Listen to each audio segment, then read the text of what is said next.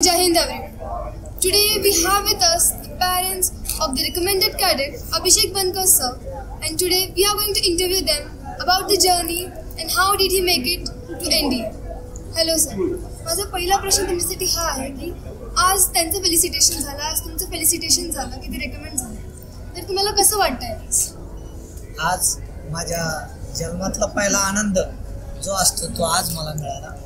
आज आम्ही इथं सकाळी आलो त्यावेळेस इथे सर्व मुलं तयारी करत होते आणि ज्यावेळेस अभिषेकला मी स्टेजवर बघितलं आणि जो आनंद असतो तो खरा आनंद म्हणजे जन्मातला जो पहिला आनंद जो मिळाला तो आज इथं आल्याच्या नंतर मला त्याला स्टेजवर बघितलं. पुन्हा बोलताना तो जो स्टेजवर एवढ्या मुलासमोर स्टेजवर बोलत होता तो मी पहिल्यांदा बघितलं आणि त्याचा आनंद खूप म्हणजे सांगता येणार नाही एवढा आनंद माझ्या मनामध्ये मला मिळाला. त्यांच्या या पूर्ण जर्नीमध्ये जसं तुम्ही आता बोलले की ते खूप कॉन्फिडन्सनी बोलले, तर या ह्याच्यात तुमचा आणि YTA चा काय रोल होता? आम्ही तर त्याला YTA सोडून दिलं होतं. मी फक्त त्याचं ॲडमिशन घेईपर्यंत मी त्याच्या संघ बांधील राहिलो, पण त्याचं ॲडमिशन झालं आणि फी भरण्यापुरताच मी त्याच्या संघ मर्यादित राहिलो. नंतर आम्ही फक्त त्याला अभ्यास कसा चालला आणि जेवण किती छान मिळतं एवढेच प्रश्न त्याला विचारायचो.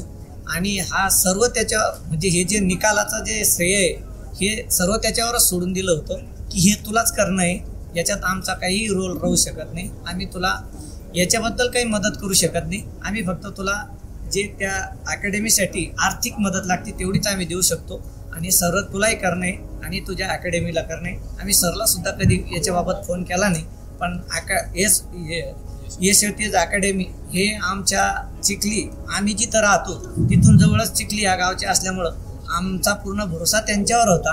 आम्हाला कुठलीही त्याच्यात शंका नव्हती, त्याच्यामुळं आम्ही कधी तो विचारही केला नाही आणि सर्व काही आम्ही त्यांच्यावर सोडून दिलेलं होतं. आणि त्यालाही कधी आम्ही विचारलं नाही की बा तुला काही अडचण येते का, अडचणीचा प्रश्नच आम्ही विचारला नाही. फक्त तुझं जेवण चांगलं मिळतं का आणि तुझा अभ्यास चांगला आहे का, एवढ्याच प्रश्नावर आम्ही 2 वर्ष ठाम राहिलो. आम्हाला कुठलीही म्हणजे त्याचे निगेटिव्ह आम्हाला कुठेही वाटलंही नाही आणि त्यांनी ते करून दाखवलं, त्याचा आनंद आजही आम्हाला खूप. त्यांनी 2 वर्ष काढले YTA मध्ये, पूर्ण तयारी केली, रिटर्न क्वालिफाय केली. जेव्हा ते रिकमेंड झाले आणि तुम्हाला त्यांचा कॉल आला की आता मी NDAला जाणार आहे, तेव्हा तुम्हाला कसं वाटलं? त्याने लेखीची परीक्षा दिली आणि परीक्षा दिल्याच्या नंतर मी सेंटरवर होतो.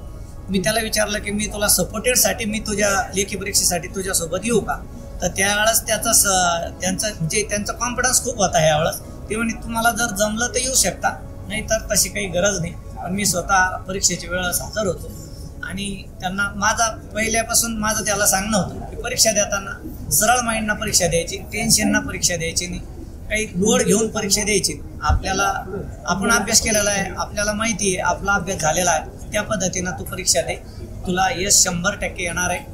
मी त्याला त्या दिवशी आशीर्वाद सकाळी देऊन टाकला आणि नंतर पेपर झाल्याच्या नंतर तो ज्यावेळेस बाहेर आला मी त्याला विचारलं की बाबा तुझा पेपर कसा गेला. त्याने फक्त एकदम म्हणजे असं न टेन्शनमध्ये सांगितलं पेपर चांगला गेला, म्हणजे बरा गेला. मी म्हणलं बरा गेला की चांगला गेला, ते म्हणे नाही बरा गेला. मग त्याच्यानंतर आम्ही 2-3 दिवसानंतर त्याने ते मार्क चेक केले आणि मला सांगितलं. मी त्याला विचारलं, म्हणलं खरे कसं काय, ते म्हणे आपण याच्यामध्ये लायबल होऊन जातो, तोंडी परीक्षेसाठी माझा नंबर येऊन जाऊ शकतो. मग बऱ्याच दिवसानंतर त्याचा निकाल अचानक मी एका ठिकाणी बसेला असताना त्यांना मला फोन केला की नाही मी तोंडी परीक्षेसाठी माझा नंबर लागलेला आहे. मला खूप असा आनंद वाटला. पहिल्या वेळेस झाला होता, यावेळेस आता त्याला तोंडी परीक्षेचा अनुभव आलेला आहे. नक्कीच तो आता यावेळेस तो क्रॉस करल आणि अकॅडमीनं सुद्धा खूप चांगले प्रयत्न करून घेतलेले होते. माझा त्यांच्यावर विश्वास असल्यामुळे मी त्यावेळेस खूप आनंदी झालो. रात्री मला 6 वाजता त्याचा फोन आला होता. मला खूप असा आनंद वाटला आणि तो त्याचा निकालाबद्दल मला खूप मनातून असा आनंद वाटला. सर माझा एक शेवटचा प्रश्न तुम्हाला, अशी कोणत्या 2 ओळी तुम्हाला अभिषेक सरांना म्हणायचे आहे की तुम्ही 2 वर्षात त्यांना कधी बोलायची हिंमत नाही केली, पण आजच्या दिवशी तुम्हाला असं वाटतंय की नाही बोलूनच देऊ?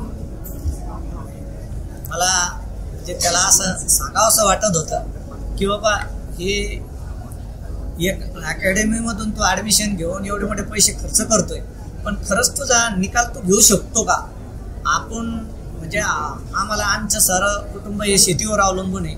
आपल्याला पैशाची तर शेतकऱ्याला टंचाईच असते, पण आपण एवढं डेव्हलप करतोय, पैसे लावतोय, पण याचा खरंच चीज ते होईल का असं मला नेहमी त्याला असं वाटत होतं. पण मी ते कधी विचारलंच नाही. पण आज ते विचारायच्या अगोदरच त्याने मला उत्तर दिलेलं आहे स्टेजवर येऊन की हे आपण सक्सेस केलेलं आहे.